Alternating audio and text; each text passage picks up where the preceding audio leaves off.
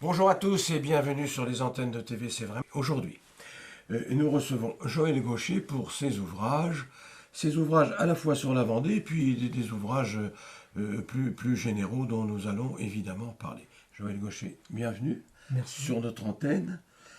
On vous voit souvent. On vous voit souvent dans les réunions, par exemple, des écrivains de Vendée, par exemple, dans des réunions qui rassemblent des écrivains, et dans lesquelles, naturellement, comme tous vos confrères en écriture, vous dédicacez vos ouvrages. Alors, en voici un pour commencer, L'inconnu du ver galant. Voilà, je le fais voir à l'écran. L'inconnu du ver galant, c'est un roman historique, on va appeler ça comme ça. Si on veut, oui. Si on veut, un roman historique. Et puis, vous allez nous en dire un peu plus. Le ver galant, aucun rapport avec Henri IV? Si, Ah, alors, si. Le square du Ver-Galant se trouve à la pointe de l'île de la Cité, à Paris. à Paris, sous le Pont-Neuf. Et sur le Pont-Neuf, il y a la statue équestre de Henri IV, évidemment, Voilà. qui était surnommé le Ver-Galant compte tenu de ses goûts particuliers pour les femmes. 47 maîtresses reconnues officiellement, plus celles qui n'ont c'est pas. bien. Voilà, c'est déjà pas mal. Alors, oui, près du Pont-Neuf. Le Pont-Neuf fait 60 pieds, comme vous savez. Et C'est le plus vieux pont de Paris. oui, comme dirait, je dis le Pont-Neuf fait 60 pieds, comme dit la comtesse dans le Canard enchaîné, mais ça c'est une autre histoire entre nous, mais ça va bien avec le ver galant. Absolument. Alors Henri IV, ver galant, 45 maîtresses, me dites-vous, je pensais pas que ça. 47. 47, Connu. Répertorié par Google. ça c'est bien. Alors, qu'est-ce qui se passe dans votre roman? Je crois qu'il y a une histoire de quelqu'un qui recherche un petit peu son origine, sa famille, c'est bien ça? Absolument. Alors, voilà. Absolument. Bah, c'est une histoire qui. 80% de l'histoire que j'ai racontée. C'est un peu la vôtre? Oui, absolument. Ce sont des choses que j'ai vécues pendant 60 ans, en gros. Parce que depuis l'âge de 17 ans, j'avais envie d'écrire quelque chose, mais les années passant, il est venu se rajouter un certain nombre de faits. Et quand je me suis mis à écrire en novembre 2014, j'ai voulu rassembler toutes ces choses que j'avais vécues dans ma vie, tant sur le plan familial que sur le plan professionnel. Et donc, il a fallu que je les romance, évidemment. Donc, il a fallu que je rajoute des personnages qui n'existaient pas dans la vie réelle, mais que j'ai rencontrés néanmoins. Je parle notamment d'un légionnaire. J'ai connu la Légion étrangère en Algérie. On en avait parlé d'ailleurs assez longuement de la Légion étrangère à l'occasion d'une. Vous n'étiez pas légionnaire vous-même? Non, je n'étais pas légionnaire. Je les avais fréquentés. Voilà, je vivais dans le même casernement que les légionnaires. Donc j'ai trouvé intéressant de raconter ce que j'avais vécu avec ces légionnaires que j'ai bien connus. Donc, je ne les ai pas tous bien connus, mais j'en ai connu au moins deux. Et je raconte l'histoire d'un des deux, qui était marié à une pharmacienne, et d'où l'histoire qui tourne autour d'un légionnaire, d'une pharmacienne, d'un jeune homme qui cherche son père, et sa mère ne peut pas lui donner d'informations parce qu'elle-même n'en a pas. Cet enfant a été conçu pendant la guerre et pendant l'occupation allemande, et donc, et voilà, donc c'est très difficile de trouver le père. Donc un petit peu autobiographique, un petit peu beaucoup même, un peu autobiographique. Alors ce ver galant, vous avez des points communs avec le roi Henri IV? Non, pas avec le roi Henri IV. Pas 47? Non, non, absolument pas. Non, absolument pas. Mais par contre, j'ai vécu un certain nombre de mois et même quelques années à Paris, épisodiquement, puisque j'ai fait mon service militaire à Vincennes. Je l'ai commencé, j'ai fait 4 mois à Vincennes. Ensuite, j'ai fait 18 mois à Versailles. Après, je suis allé 6 mois en scolarité à Paris. Donc, je revenais toujours vers ce jardin du Ver-Galant. Pourquoi? Parce qu'à l'époque, il y avait une bande de jeunes qui étaient assis sur les marches du Pont-Neuf, juste au départ des vedettes du Pont-Neuf. Et parmi eux, il y avait de jeunes guitaristes et chanteurs qui venaient, et ils avaient l'auditoire des jeunes de l'époque. Et donc, voilà, je raconte cette histoire qui tourne autour de ce Pont-Neuf et de ce square du Ver-Galant, qui est un très joli jardin qui se trouve entre parenthèses à 7 mètres en dessous du niveau de la place Dauphine, qui se trouve juste au-dessus. Donc à chaque fois qu'il y a une inondation, le Ver-Galant est couvert. Voilà. Et alors, ce jeune homme est en quête par conséquent de sa paternité, Voilà. il veut savoir. Bon, et est-ce que, sans dévoiler tout ce qu'il y a dans votre roman, dans votre livre, ça n'a pas été facile pour rechercher. Non, il n'avait aucune piste. Comment il s'est débrouillé pour retrouver. Eh ben, c'est le hasard. Ah. c'est le hasard. Il s'est trouvé faire son service militaire dans le service de santé en Algérie, comme moi je l'ai fait. Voilà pourquoi je dis que c'est un roman. C'est Bien un sûr. roman. Un peu autobiographique, mais c'est Oui, quand même romancé. C'est une tranche de vie que j'ai romancée. Et donc, j'ai emmené ce jeune homme faire son service militaire en Algérie, tout d'abord à l'hôpital Mayo à Alger, puis ensuite je l'ai emmené à l'hôpital de Djelfa, à la frontière du Sahara, un endroit que je connaissais bien puisque j'y étais moi-même. Et puis petit à petit, je l'ai ramené vers Alger, et là, il se passe un certain nombre de choses qui font que il découvre des gens qu'il ne connaissait pas, et ils sont victimes d'une embuscade dans les gorges de la Chifa, qui se trouve à 60 km d'Alger. Et puis de fil en aiguille, eh bien, ils se rencontrent à nouveau à Paris. L'un est en rééducation à l'hôpital de Fontainebleau, et puis voilà, puis il se passe plein de choses que je ne peux pas Mais raconter. qu'est-ce qui fait que ça tourne autour de ce quartier dit du Vergalan, justement? Mais parce que c'est un quartier qui m'a toujours plu. Ah, Ce petit jardin, c'est un jardin qui est magnifique. non, mais c'est pas là qu'il y a eu une histoire, j'allais dire, maternelle, paternelle, Non, non, non, c'est à parentale, ou quoi que Montmartre. ce soit. C'est à Montmartre. C'est Ça à s'est Montmartre. passé à Montmartre pendant la guerre. Voilà, Pendant la guerre. voilà. Et est-ce que, sans dévoiler tout, est-ce que le héros de ce roman finit Par, par retrouver son père. son Oui. père? Voilà, Oui. question. À la Donc, dernière par, ligne. par conséquent, ça finit plutôt bien, quoi. Bon, je ne peux pas dire que ça finit plutôt bien, mais il le retrouve Non. à la dernière ligne. Bon, non, de le retrouver ne finit pas forcément bien. Non, Mais en tout cas, il le retrouve, puisque c'est le thème du livre. absolument. La recherche, la quête, Oui. et puis finalement, Oui. le succès pour retrouver évidemment son père. Il est question un peu d'Indochine dans votre vie, non? Oui, il a été question d'Indochine, parce que Oui. la plupart des légionnaires que j'ai rencontrés Oui, lorsque j'étais en Algérie en 1958 revenaient depuis 1954, la fin de la guerre d'Indochine, Dien Bien Phu, avaient été rapatriés sur l'Algérie. Et donc ils se sont retrouvés tous, puisque la guerre d'Algérie a commencé à la même époque, le 1er novembre 1954. Donc il n'y a pas eu de transition entre Dien Bien Phu et puis le début de la guerre d'Algérie. Ils sont tous retrouvés là. Voilà pourquoi certains légionnaires, enfin un légionnaire en particulier, m'avait raconté qu'il avait fait l'Indochine et qu'il avait vu un certain nombre de choses et fait un certain nombre de choses que j'ai relatées d'ailleurs dans ce livre, en y rajoutant un peu de romance, hein, en quelque sorte. Donc voilà, j'emmène le lecteur potentiel et éventuel en Algérie, en Indochine, à Paris, au Vergalan, qui est un coin charmant qu'il faut découvrir absolument. Et par ce livre, je pense que je vais inciter un certain nombre de lecteurs à aller voir cet endroit. La plupart des gens ont pris les vedettes du Pont-Neuf pour aller faire un tour sur la Seine sans entrer dans ce petit jardin qui est un havre de paix. À droite, vous avez le Louvre, que l'on voit d'ailleurs sur la photo. À gauche, vous avez l'Institut avec la coupole. Et puis devant, vous avez le Pont des Arts. Donc ça ne peut pas être, comme paysage, ça ne peut pas être mieux. Et c'est la pointe de l'île de la Cité. La Seine se découpe derrière Notre-Dame, et puis les deux bras de la Seine viennent se rejoindre à la pointe de l'île de la Cité. à la pointe de l'île de la Cité. Voilà.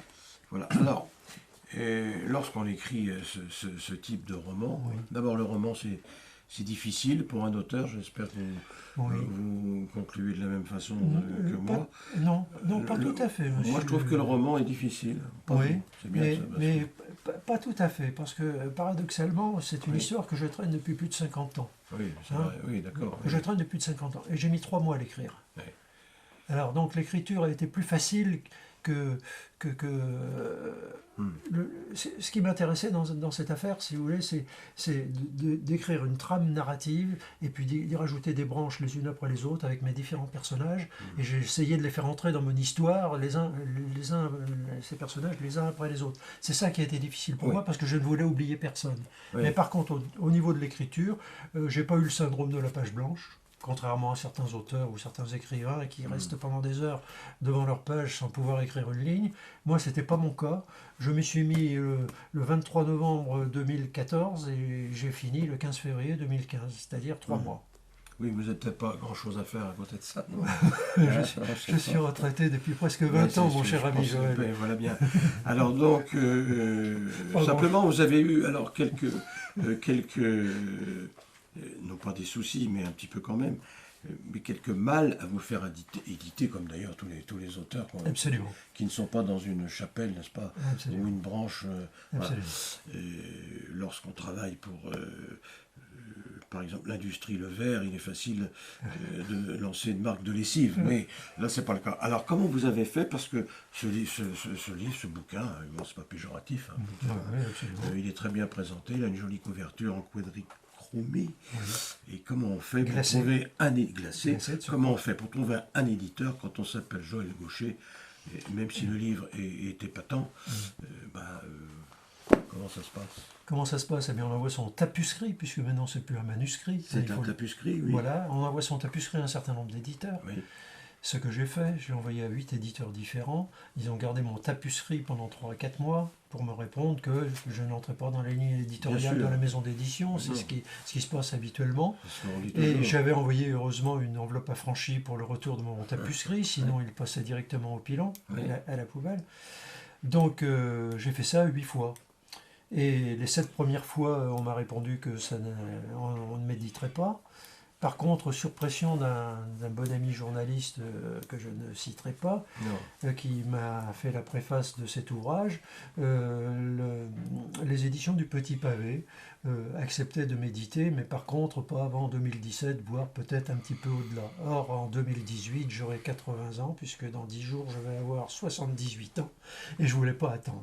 Donc, j'ai contacté des imprimeurs, j'ai demandé des devis, et puis j'ai pris le moins cher, et puis voilà, je me suis auto-édité. En prenant toutes les garanties d'usage, numéro ISBN, code barre, dépôt légal à la BNF, tout est réglo.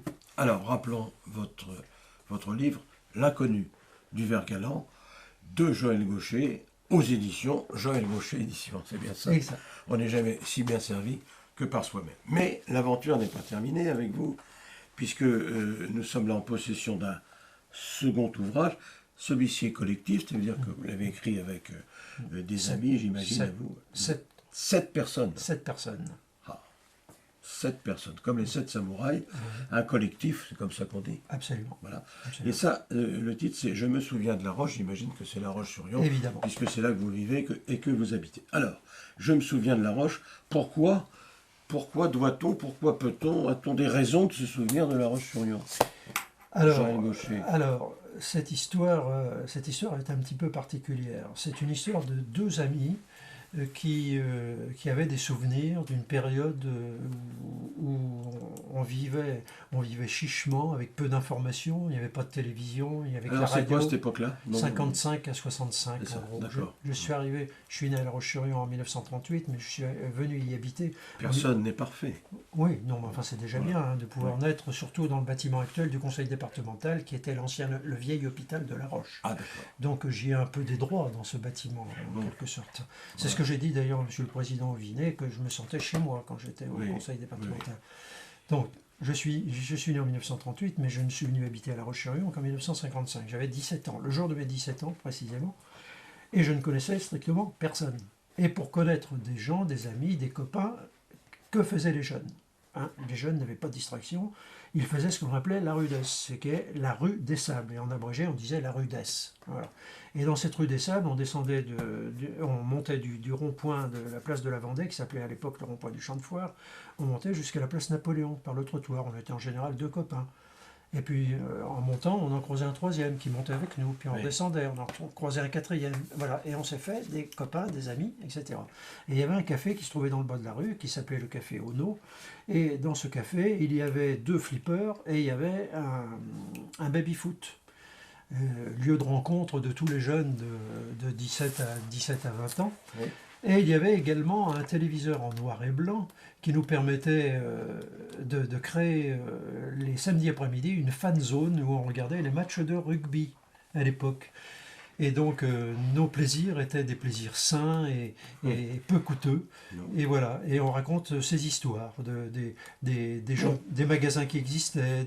Voilà. On parle également d'Ernest Guyonnet, qui est un auteur de chantuseries. Il n'appelle pas ça des chansons, des chantuseries et des rigourdaines. Des chantuseries et des rigourdaines, qui écrit un magnifique texte qui s'appelle Le train de plaisir pour les sables, tout en patois. Et qui est à la fin du livre, paroles et musique. Est-ce qu'on peut dire que ce livre, si on devait lui trouver un autre titre, est-ce qu'on pourrait l'appeler Souvenir d'enfance et de jeunesse, non? Oui, À oui. manière de Oui. Renan, quoi, la Oui, philosophie en moi. oui, Bon. oui, Je vois oui. La RUI de Gordini. oui, voilà, je vois une photo de l'Hermine Gordini. Il y en C'est a- cette époque-là, quoi. Oui, En il y en fait. avait qu'une à La Roche-sur-Yon. Ah bon, très bien. Voilà. Et elle appartenait à un quincaillier. Oui, oui, Et puis là, il y a le musée Panhard, et auquel le musée Panhard. j'ai invité un célèbre journaliste à visiter ce musée. Et Oui. puis il m'a fait faux bonjour là parce que sa caméra était en panne. Oui, ben ça peut arriver. Les caméras, c'est fait aussi pour ça, pour être en panne parfois. Et il n'est jamais revenu Il n'est depuis. jamais revenu. Oh, bah, c'est épouvantable. Alors, C'était en 2010. oui, ben oui, mais que voulez-vous. Alors, Et pourtant, c'était un excellent journaliste qui avait couru 3 fois au Mans. Ah, ben oui, mais qu'est-ce que vous voulez, il était peut-être occupé ailleurs. Alors là, je vois des tas de choses. Ah, donc voilà, souvenirs. Moi, je dirais souvenirs d'enfance et de jeunesse. Ça Oui, paraît, hein, oui, avec beaucoup de nostalgie dans avec tout ça. beaucoup de nostalgie. Et Mais écoutez, nostalgie en particulier pour ce magasin qui est le magasin de Marcel Chabot. alors, ce magasin, on va en parler un petit peu, oui. Voilà. Sur le Oui, puisque ce livre lui première est dédié de- en réalité. Oui. Donc, à l'origine, on était deux, Roger Ducrot qui est un artiste peintre, Oui. et puis moi. Donc on avait 200, je me souviens à peu près, à tous les deux. Mhm. Et puis on a fait appel à des amis, on est arrivé à 5 amis supplémentaires qui nous ont apporté leur contribution, on est arrivé à 335. Donc 150 pages, 335, je me souviens. D'accord. Donc, on l'a dédié à Marcel Chabot parce que M. Chabot était propriétaire de ce magasin, Le Livre et la Musique. Et Ouais. tout le monde a un très bon souvenir de tous les vieux Lyonnais, si j'ose dire, ont un excellent souvenir de ce monsieur, chez qui ils allaient acheter les cordes de guitare, les cordes de violon, les disques, les instruments de musique, les livres. Et il était de très bons conseils, il était charmant de très bons conseils. Il était poète, écrivain, président des comédiens lyonnais, professeur de diction pour les comédiens lyonnais, parce qu'à l'époque, il y avait une troupe de théâtre Oui. à La Roche-sur-Yon, dirigée par André Mellet, qui est un journaliste de Ouest-France, que vous avez peut-être connu, mon cher ami. Non. Donc, c'est un personnage. Et la plupart des gens qui ont vu cette couverture sur le journal Ouest-France, lorsqu'il y a eu un article le 4 mai, les gens ont flashé sur cette couverture. Ah, le magasin de M. Chabot, je m'en souviens, j'y allais, etc. Et tous les gens qui ont acheté ce livre ont un excellent souvenir de ce monsieur Chabot. Et on leur a rappelé des choses qu'ils avaient peut-être un peu oubliées. Et puis on a remémoré un certain nombre de souvenirs. On avait les jours de foire, par exemple, les marchands de vin d'un petit peu partout en France qui venaient. On appelait ça la vallée de la mort, parce qu'on passait de l'un à l'autre, et puis le soir, D'accord. on était un petit peu pompette. Donc voilà, des gens qui ont ces souvenirs-là. Nous avons fait partager nos vieux souvenirs d'antan. Eh bien, je vous ai laissé exprès évoquer tout ça parce que je vois que vous êtes sensible à cette nostalgie, à ce passé, comme j'imagine chacun d'entre nous. Alors, je répète, l'inconnu du Vert Galant, et puis je me souviens de La Roche, avec quelques copains. Hein, voilà. Et vos deux ouvrages, un projet peut-être, Joël Gaucher, avant de nous séparer. Pas pour l'instant, parce que j'ai des problèmes de vue. L'ordinateur m'a fatigué énormément les yeux. Et Bon. je crois que c'est pas très recommandé en ce moment. Bon, Pour l'instant, je n'ai pas de Alors, projet d'écriture. on va s'en tenir à ces deux Ouais. chefs-d'œuvre, on peut dire ça Voilà. comme Non, ça. mais à 78 ans, il faut quand Voilà, même le faire. d'accord. Merci d'être venu sur nos antennes. Ben, c'est moi qui vous remercie, bientôt. mon cher ami. Et quant à nous, au mois prochain, on se donne rendez-vous à nouveau. Merci.